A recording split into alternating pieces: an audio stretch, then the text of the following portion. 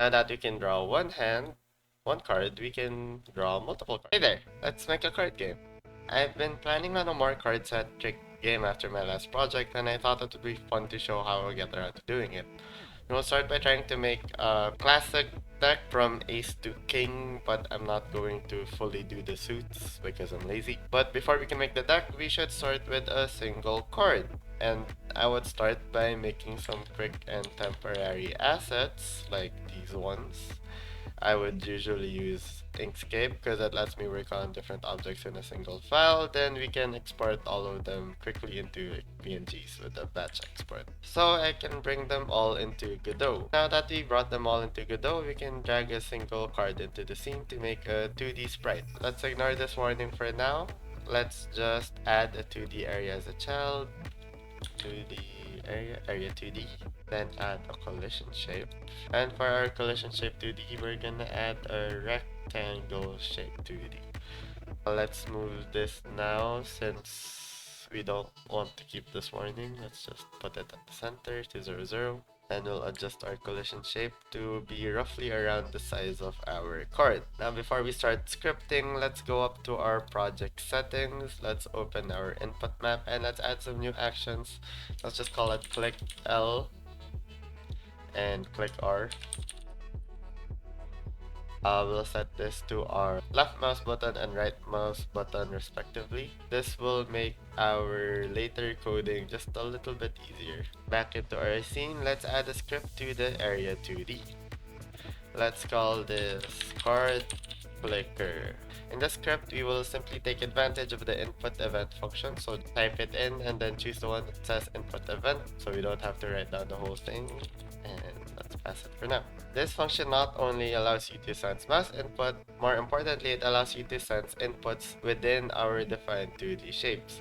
We won't be paying much mind to these arguments except for event, so let's put an underscore just so we don't get warnings later on. So let's recall our newly added inputs and we can start writing if event dot is action pressed. Click L, right, up, or left stop.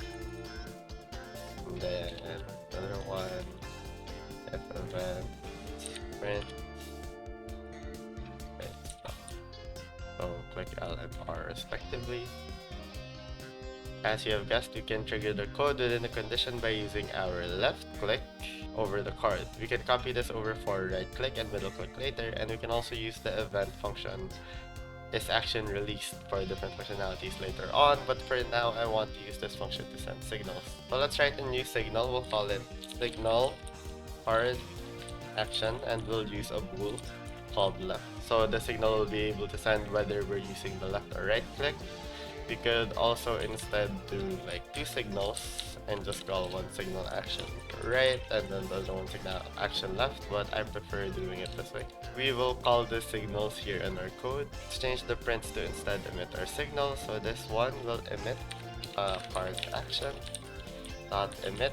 Since this is using the left mouse, we're gonna set this to true. And we're going to set the other one to false. We want these signals to go somewhere, so let's go back to our card and add a new script to it. The card, since this one's the root, we'll just call it the card script. Go back to the area 2D script and then look for our signal that we made, card action, and we'll connect it to our card and a new function here will appear. Now we can make it functional for now by making it say some things when it's clicked with our left or right mouse button. So let's just say if left print left else actually it's better if not left print right.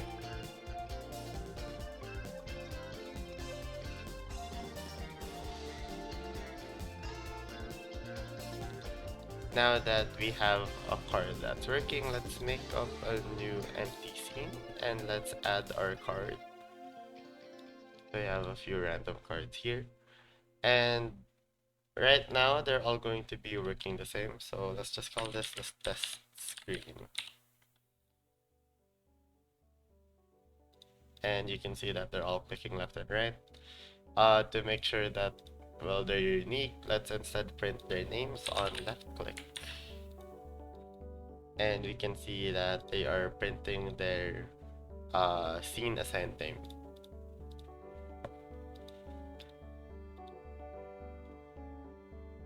But yes, as it is, all these cards are of the same instance, meaning that if we had multiple cards to a scene, then they are all acting the same except for their name. One way to get around this is to make and save a new scene for each card, but that would make fixing problems harder in the future. Instead, let's use the power of export variables. Let's go back to our card script and make a list of variables of things that we want to change per card. Let's just call it export var value int. So this is the card value, card number, call it value. At export for suit, this is going to be a string, and at export for texture, which will be a texture, but we need to name it something differently here, so let's just call it a card texture. Now this works, but we can add a few restrictions to make these easier to work with in the inspector. So you can see here they appear here, but we can change this one to have a range from 1 to 13, 1 being the ace, 13 being the king, and now you see that we have a boundary here and we can't set it otherwise. Likewise, for the suit, we only have 4 desired suits, so let's call it export enum, and now we can select one of these. Since we don't exactly want the card to not have anything, we can just set it right away here for a default value here as well. The card texture will be setting it later, but for now let's just copy this one. So let's go back to our sample scene here, and we can not see their changes in the editor, but we can see that these now appear within the inspector and we can change them one by one. So let's keep this first card the same. Let's keep this second card into a 5 of spades.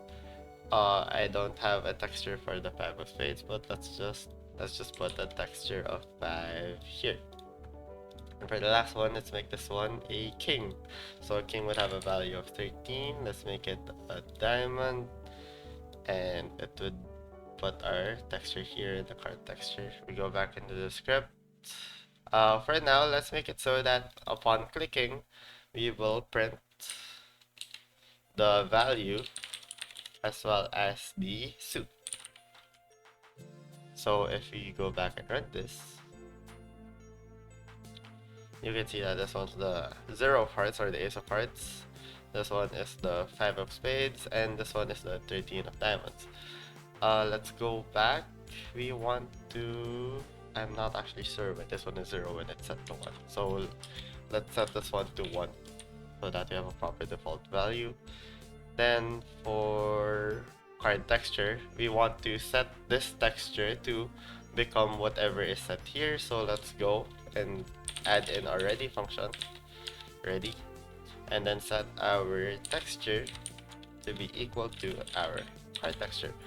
We'll be using this kind of functionalities later on as well, but now we can see that these cards do actually appear, and they say what we want them to say here in the console. We can go straight into making a deck from here, but I want to be able to drag these cards around the screen, and I'm almost certain that you do too.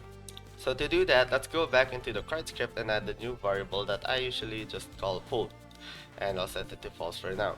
And now there's many ways to do this, but here's what I prefer and what I'm going to show. We will click and hold the left mouse button on the card to pick it up, then we release the left mouse button to drop it.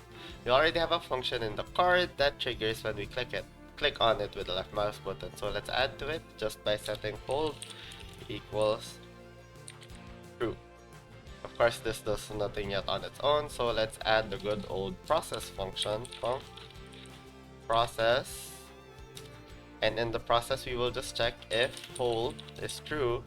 Then we will set the global position of our card to be equal to the global mouse position using get global mouse position. We can run this now and see that yes, when we click that we'll be able to move the card. However, right now there's no way for us to drop it. To drop it, I want us to release the left mouse button, and we don't have that here yet.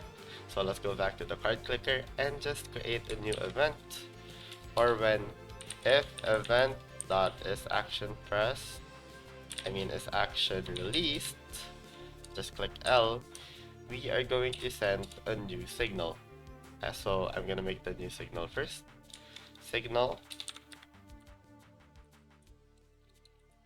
card release. Again, there's many ways to do this, but this is what I'm used to. So again, we write down our signal again, card release dot emit, and since we're using the left, we're gonna call it true. While we're at it, we can make one for the right button as well. So this one should be false. So let's go back to our signals. We want the card release to connect to our card. A new function will be created, and here we will do the same structure, but if left, then instead of hold equals true, we will instead say hold is equal to false. Now we can go ahead, drag our card, and see that it will be dropped in place when we let go. Pretty good. Now that our cards work as cards, it's almost time for us to go to our deck. Some games will actually just have all the cards fully loaded into the scene, which is a lot simpler to do. We could literally just copy paste our cards and have the player draw from that. However, this is a little inflexible, especially if you want to make a lot of cool things happen with your cards later on. So instead, we'll be making use of Godot's resources. A resource is basically a smaller script that we can edit more easily than making a bunch of new ones. So we right click on our file system, then create new resource. Choose the simple resource at the top of the list and create. I'm just gonna call it card data for now. When we inspect it, we'll see that there's nothing here for us to change, so let's add a new script ourselves. Quickly save it as card data. The script is still going to be written in GD script, so now we can just reuse some of our earlier code. So let's go to our card script and copy the export variables that we had earlier. When we select the card data resource once more, we can see that the exports now appear for us to edit. Next comes a bit of a tedious part of duplicating this resource for each card. This was bound to happen eventually, but at least we don't need to keep closing and opening new scenes just to do it. We can definitely automate the process by generating each card with a different script. I'm gonna make a new folder.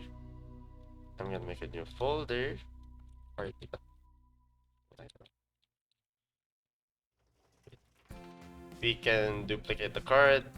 Let's call this one 2, since I've already made A.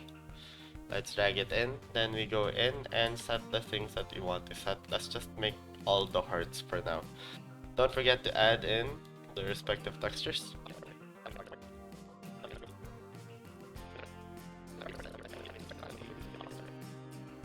Once we have all the card data ready, we can finally go to our deck. Let's just make a new scene.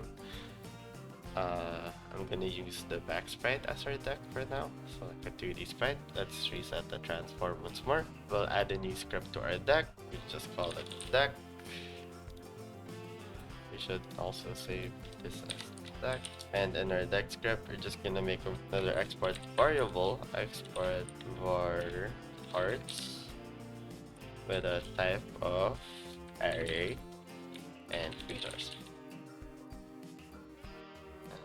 Save this as the deck, and as payoff of all of your hard work, we can just drag in all of our resources into our deck. So we have made a deck full of cards. Now, how do we draw from it? Before I show you how to draw a hand of cards, let's make the process of drawing one card. So in a new 2D scene, let's call this the game and save it as such. Let's add the deck as a child. Then I'll make another node, and we will call this the hand. Oh, this is just a 2D node. There's the position here. Now, here's the things that we should expect to happen. The deck will prepare the next card to be drawn. When we click a button, the card will appear. Then that card will go into our hand for us to use. As you may have noticed, the deck scene does not actually have any cards. Instead, it only has a variable that contains all of our card data. So in order to make a card, we're going to have to create or instantiate it first. So let's make a new export variable for our card scene that we will with a type of theme. And let's close this first. You'll see that it will appear in the inspector. We're going to take our card from earlier and drag it into the card scene. While we're here, let's make a reference to the hand as well. So at export var hand, and the hand is currently a node to D. So let's go into the game. Let's select our deck, and then for the hand, we want to assign a hand. Okay. Now that we have those ready, we are ready to make the draw function. So let's call it func draw. Just gonna void for now. So the first thing we want to do is to prepare the card. So let's write var data is equal to cards dot pop back. So these cards, we're gonna choose one of those cards. We could shuffle it in a different function. Basically, with just cards dot shuffle, but we're not going to be shuffling the deck every time we draw. So let's just keep it this way for now. Next, var card is equal to card scene dot instantiate. This doesn't add the card yet to the scene, however we do have it prepared. Next we want to set the variables. So that's simply going to be card dot value is equal to data dot value. Since our resource and our cards have the same variables, we can do it this way. Then date card dot suit is equal to data dot suit, and our card dot texture will be equal to data dot texture. This could definitely be in its own function, but we'll keep it here for now. Next, we're going to want to create and add the card to scene. So before we do that, let's just quickly put card dot global position. Card dot global position is equal to hand dot global position, and then hand dot add help card. Right, before we go into the game, let's go into the game screen and let's add a quick button.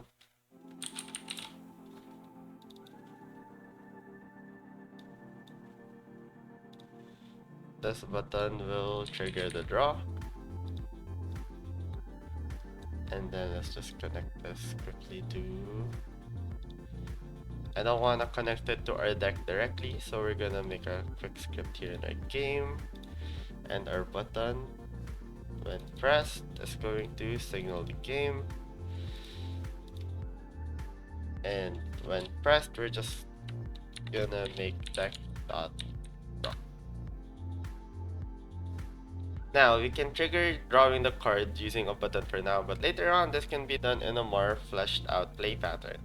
Now that we can draw one card, we can draw multiple cards. From here, I hope you can play around more and make your own really fun card games.